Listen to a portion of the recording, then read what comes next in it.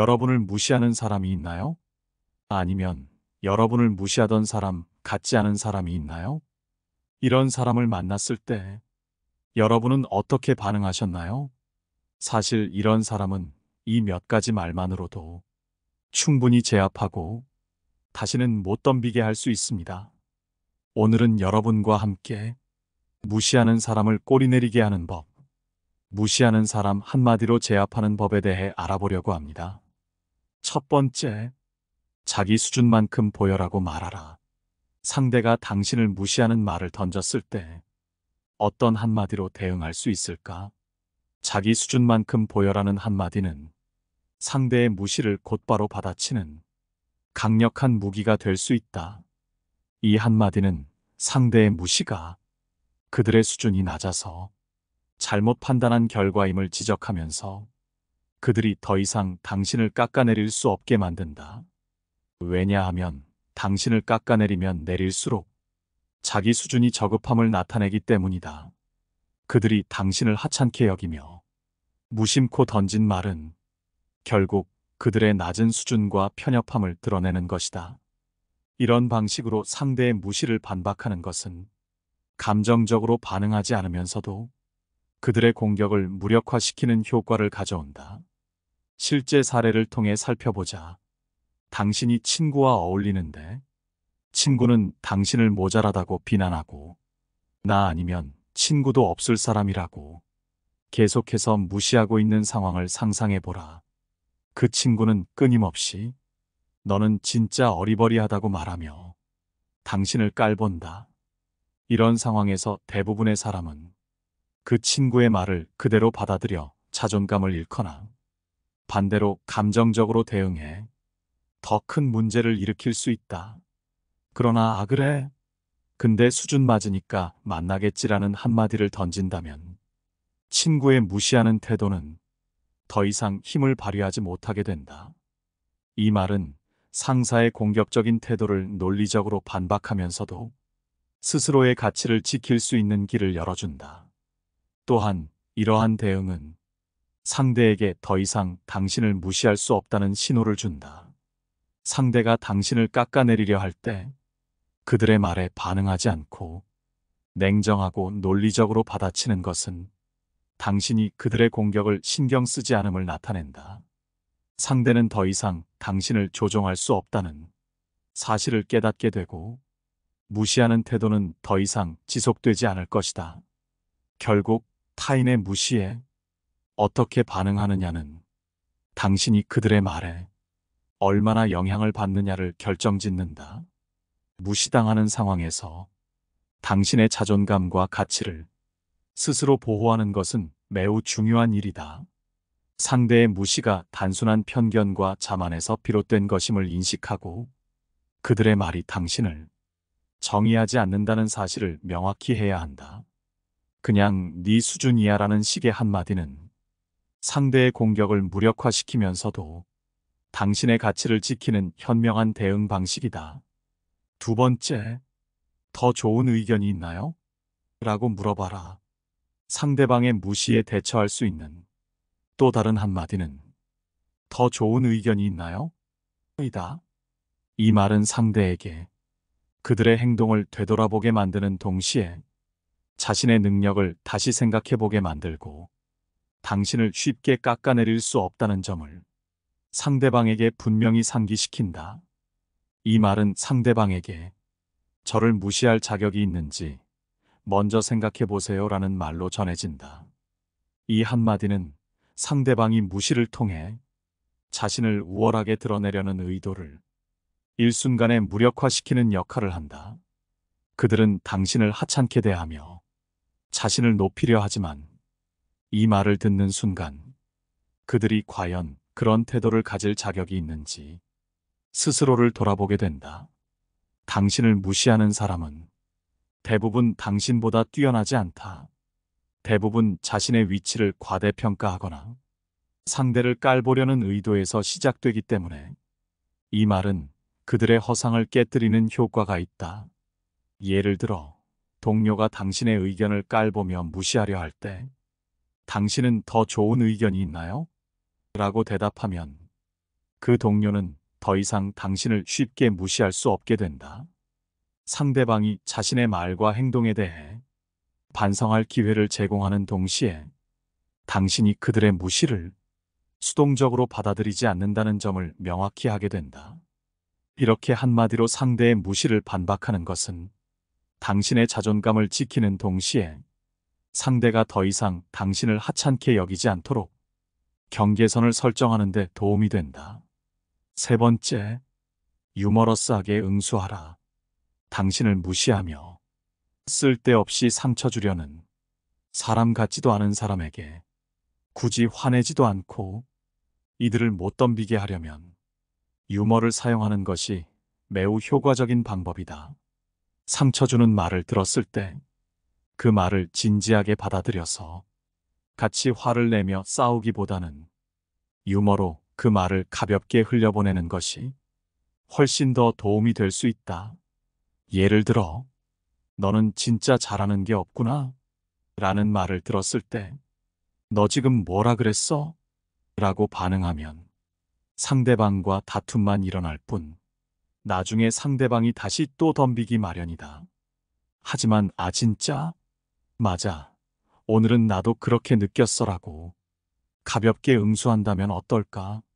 상대의 비난하는 말을 하찮은 농담으로 치부하는 이런 식의 유머는 상대의 공격을 무력화시키는 동시에 나의 감정적인 부담을 덜어주는 역할을 한다. 또한 주변 사람이 보았을 때도 상처 주는 사람은 못된 사람, 유머러스하게 받아들인 당신은 어른스러운 사람이 된다. 인간관계에서 이런 이미지는 매우 중요하기에 남을 함부로 헐뜯고 상처 주는 사람도 당신을 함부로 건드리지 못하게 된다. 네 번째, 애송이 취급하라. 한 수 아래인 사람에게 화가 날 일은 별로 없다. 그들은 나보다 부족한 사람에 불과하므로 감정적으로 대하지 말고 불쌍하게 여겨라. 그들이 나를 무시하거나 공격하는 이유는 대개 자신이 가진 결핍에서 비롯된다. 자신감이 부족하거나 스스로의 가치를 높이기 위해 타인을 깎아내리려는 것이다. 이를 깨달을 때 우리는 그들의 공격에 굳이 반응할 필요가 없다는 것을 알게 된다. 그들이 던진 말은 결국 그들 자신의 약점을 드러내는 행위일 뿐이기 때문이다. 다음으로 중요한 것은 그들의 행동에 휘둘리지 않는 것이다. 그들의 비난이나 조롱은 일시적인 것에 불과하다. 그들의 말이 나를 정의하는 것이 아니다. 나는 내가 누구인지, 어떤 가치를 지니고 있는지 가장 잘 알고 있다. 외부의 평가나 비난에 의존하지 않는 자신감이 필요하다. 이 자신감은 나의 행동과 사고에서 나오는 것이지 타인의 인정에서 비롯되는 것이 아니다. 또한 그들에게 반격하는 가장 현명한 방법은 침묵과 성공으로 응수하는 것이다. 침묵은 종종 가장 강력한 답변이 될 수 있다. 그들은 당신이 반응하기를 기대하지만 당신이 아무런 감정적 반응을 보이지 않는다면 그들은 당황하게 된다. 그들의 공격이 효과를 발휘하지 않는다는 사실을 깨닫게 되는 것이다. 나아가 당신의 삶에서 성공을 거두는 것이야말로 그들에게 가장 큰 한방을 날리는 방법이다. 그들이 무시했던 당신이 더 큰 성취를 이루고 더 나은 삶을 살아갈 때 그들은 자신의 행동을 후회하게 될 것이다. 실제로 그들의 비난은 당신의 성장을 방해할 수 없다. 오히려 그 비난은 당신이 더 단단해지는 계기가 될 수 있다. 그들의 공격은 당신이 자신의 가치를 더욱 깊이 들여다보고 더 나은 사람이 되기 위한 동기를 부여하는 자극이 될 수 있다. 이를 통해 당신은 그들의 무례한 행동에 더 이상 상처받지 않게 된다. 또한 그들에게 직접적으로 대응할 필요가 없다는 점을 깨달아야 한다. 많은 사람들이 자신을 무시하는 사람들에게 똑같이 무례하게 대하는 것으로 복수를 꿈꾼다. 그러나 그 결과는 항상 좋지 않다. 무례함은 또 다른 무례함을 낳을 뿐이다. 더 나은 방법은 그들이 원했던 반응을 보이지 않고 차분하게 자기 길을 가는 것이다. 이것이야말로 그들에게 가장 큰 충격을 주는 반응이다. 그들은 당신이 화를 내거나 분노를 폭발시키길 기대했지만 당신은 오히려 침착함과 여유로 대응하는 것이다.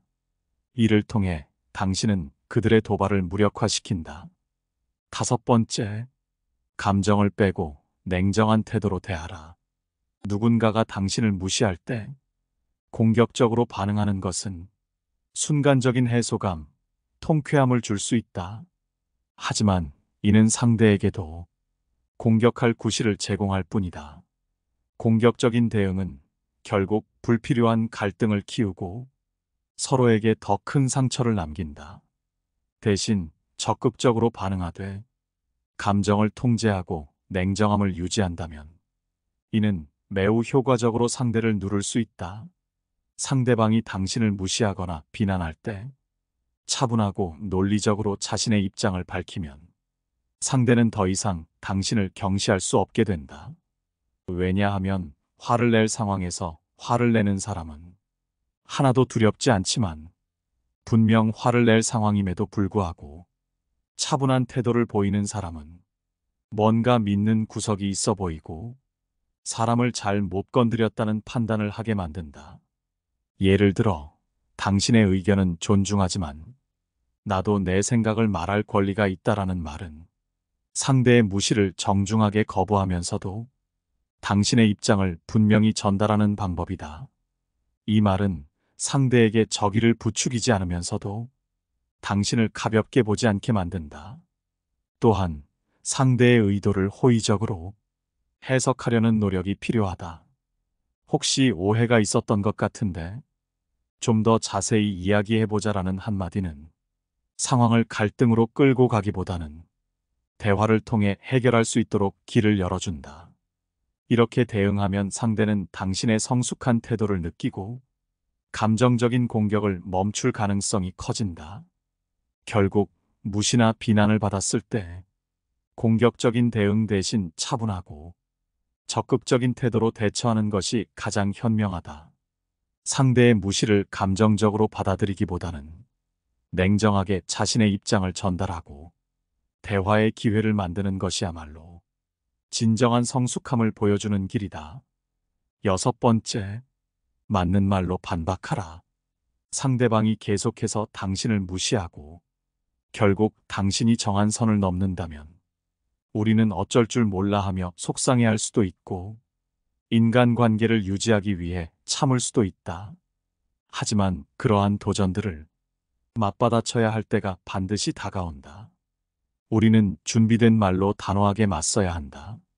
상대방이 우리의 선을 넘어선 것을 인지하게 만들며 때로는 그들이 우리를 조금은 두려워하도록 만드는 것이 중요하다. 이는 힘의 균형을 잡는 방법으로 그 과정에서 자신감 있는 태도가 필수적이다. 불안하거나 분노가 가득한 모습을 보여주기보다는 침착하고 냉정한 모습을 유지하는 것이 상황을 우리 쪽으로 끌어오는데 도움이 된다. 우리가 상황을 맞받아치는 것은 단순한 반박이 아니라 내가 가진 진짜 힘을 발휘하여 상대의 무례를 극복하는 합리적인 방법이다. 실제로 맞서야 하는 상황에서는 우리의 말 한마디 한마디가 중요하다. 준비된 답변으로 상대방의 비판이나 부정적인 언급을 뒤집는 것은 우리가 그들의 비합리적인 주장을 일축하고 우리의 입장을 명쾌하게 밝혀나가는 과정이다. 이러한 과정 속에서 우리는 자신의 가치와 신념을 확실히 보여주면서 동시에 상대방에게 강한 인상을 남겨준다. 이런 사람은 건드리지 말아야겠다는 생각을 들게 한다. 이 모든 것은 자신감, 준비성, 그리고 용기를 바탕으로 한다. 우리의 말은 단순한 소리가 아니라 우리 존재의 표현이며 진실되고 단호한 대응은 우리의 인격을 반영하는 것이다. 때문에 우리는 상황과 대한 깊은 이해를 바탕으로 상대방을 확실히 제압할 답변을 준비해야 한다. 이 과정을 통해 우리는 자신과 타인과의 관계에서 무시당하지 않는 사람이 될 수 있다. 더 이상 무례를 봐주지 말고 맞는 말로 대처하라. 7번째, 노골적으로 웃음기를 빼라. 노골적으로 웃음기를 뺀 표정은 일상에서 우리가 마주치는 수많은 얼굴 가운데 가장 강한 인상을 남긴다. 직장과 같은 곳에서 선량한 척 또는 예의 바른 척 연기하지만 쓴소리를 입가에 머금는 이들이 많은 가운데 고의로 웃음을 거두어 들임으로써 우리는 평소와는 전혀 다른 자아를 드러낼 수 있다. 이러한 행위는 주변 분위기를 일시에 냉랭하게 할 수 있으며 때로는 말다툼으로까지 이어질 수 있는 위험을 내포하고 있다. 그러나 거기에 끌려들어 싸움이 벌어진다 해도 아무 문제될 것은 없다. 대개 둘만의 공간에서 실제로 다투는 일은 드물기 때문이다. 이처럼 표정에서 웃음기를 지워버리는 행위는 강력한 메시지를 전달할 수 있다. 상대방이 어떤 말을 하든지 우리의 반응은 그들의 기대와는 달리 차갑게 돌아올 수 있다. 이는 상대방에게 우리가 그들의 무례를 더는 가볍게 여기지 않으며 지금 이 순간 그들의 태도나 발언에 동의하지 않음을 명확히 나타낼 수 있다. 그 얼핏 보기에 비정한 듯한 표정 뒤에는 심오한 뜻이 숨겨져 있으며 상대방을 위축되게 만드는 효과가 있다. 불필요한 다툼을 피하고자 할 때 이러한 접근법은 어떤 상황에서도 원칙을 지키면서 상대방에게 우리의 불만이나 거부감을 표현할 수 있는 방법이 될 수 있다. 무엇보다 상대방에게 당황스러움을 주면서도 스스로는 차분함을 유지하는 것이 중요하다. 이는 상황을 주도적으로 통제하고 함부로 발언할 수 없게 만든다. 웃음기를 지우는 단순한 행동 하나가 상대방에게 무언의 압력으로 작용하며 그로 인해 우리는 어떤 상황에서도 당당히 맞설 수 있는 힘을 얻는다. 결국 이는 우리 자신의 기준과 원칙을 단단히 지키면서도 내부적으로는 유연함을 갖추는 데 도움이 된다. 8번째, 의도적으로 몇 초간 침묵하라. 상대방이 선을 넘어온다면 굳이 반응하지 말고 잠깐 침묵하라. 갑자기 말이 없어지게 된다면 어떨까? 상대방은 무언가 잘못됐구나 라고 느낄 것이다. 의도적인 침묵은 단순히 말이 없는 상태를 넘어서 의사소통의 한 방식으로서 깊은 의미를 지닐 수 있다. 때로는 상대방의 말에 대해 즉각적으로 반응하지 않음으로써 그 침묵 자체가 대화 내에서 특별한 힘을 발휘한다. 이러한 침묵의 순간은 상대방에게 우리가 그들의 말을 단순히 듣고 있지 않을 뿐만 아니라 심도 깊게 고민하고 있음을 암시한다.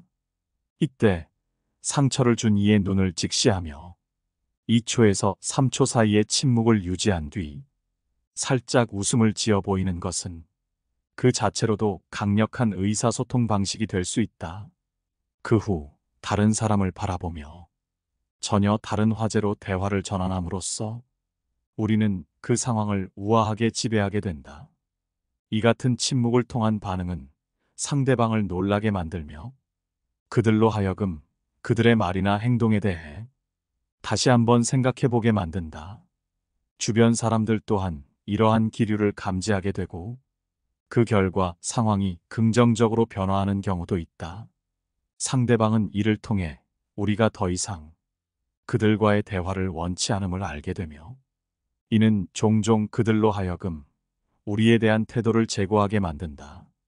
침묵이 지닌 힘과 그것이 인간관계에 미치는 영향은 의외로 강력하고 효과적이다.